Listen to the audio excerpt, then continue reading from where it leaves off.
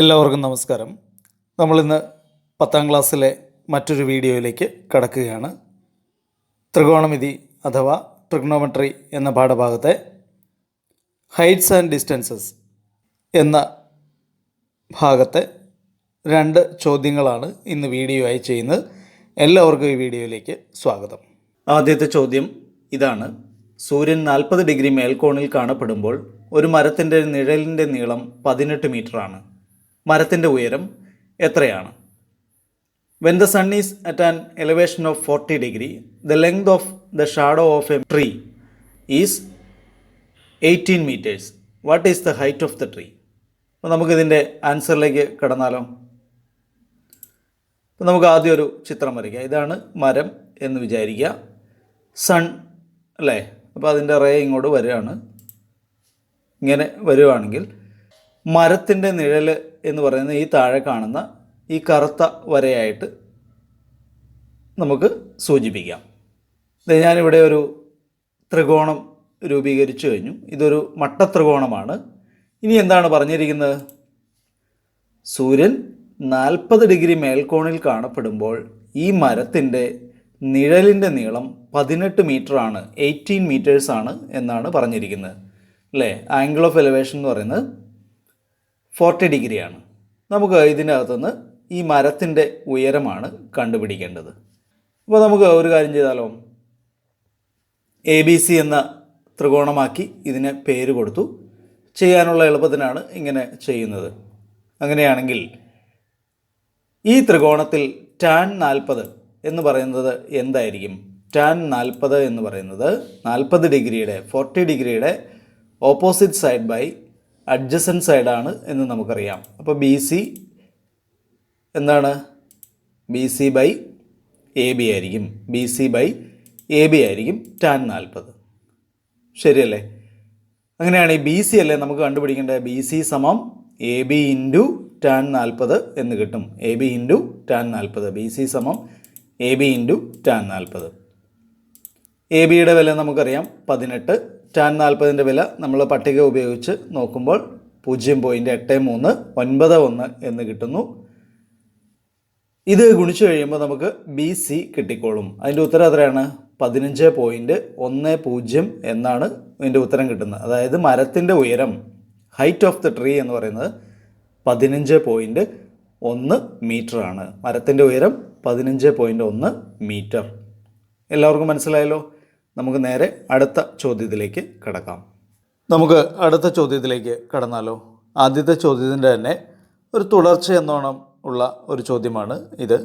സൂര്യൻ 35 ഡിഗ്രി മേൽക്കോണിൽ കാണപ്പെടുമ്പോൾ ഒരു മരത്തിൻ്റെ നിഴലിൻ്റെ നീളം 10 മീറ്ററാണ്.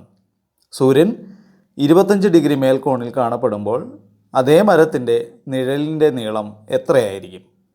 When the sun is at an elevation of 35 degree, the shadow of a tree is 10 meters.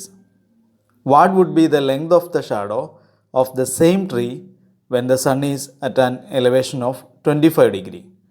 കുറച്ച് ഭാഗം നമ്മൾ ആദ്യം ചെയ്ത ആ കണക്കിലെ പോലെ തന്നെയാണ് അല്ലേ? ആദ്യത്തെ ഭാഗം എന്താണ്?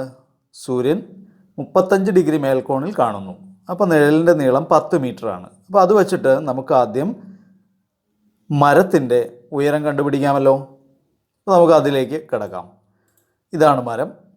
അപ്പോൾ ഇങ്ങനെ ഒരു ചിത്രം വരച്ചു കഴിഞ്ഞാൽ 35 ഡിഗ്രി മേൽക്കോണിൽ കാണുന്നു. ഈ മരത്തിൻ്റെ നിഴലിൻ്റെ നീളം 10 മീറ്ററാണ് എന്ന് തന്നിട്ടുണ്ട്. അപ്പോൾ മരത്തിൻ്റെ ഉയരം നമുക്ക് ആദ്യം ഒന്ന് കണ്ടുപിടിക്കാം. ഇതിൻ്റെ ടാൻ വിലയാണ് നമ്മൾ എടുക്കേണ്ടത് അല്ലേ? tan 35 എന്നാണ് നമ്മൾ എടുക്കേണ്ടത്. അപ്പോൾ tan 35 എടുക്കുന്നതിന് വേണ്ടി നമ്മൾ ABC എന്ന പേര് കൊടുത്തു. ഇപ്പോൾ tan 35 ത്രികോണ ABCയിൽ tan 35 എന്ന് പറയുന്നത് എന്തായിരിക്കും? BC ബൈ AB ആയിരിക്കും. BC ബൈ AB ആയിരിക്കും. BC by AB. അപ്പോൾ ഇതിനകത്ത് BC നമുക്ക് കിട്ടും AB into tan 35 10 into tan 35 എന്ന് കിട്ടും. കാരണം AB 10 ആണ് അല്ലേ? 10 ഇൻറ്റു tan 35ൻ്റെ വില 0.7002. ഇത് പരീക്ഷയ്ക്കൊക്കെ വരുമ്പോൾ നിങ്ങൾ 0.7 മാത്രം എടുത്താൽ മതി. കാരണം അതിന് വളരെ ചെറിയൊരു വാല്യൂ ആണ് പിന്നെ വരുന്നത് അല്ലേ?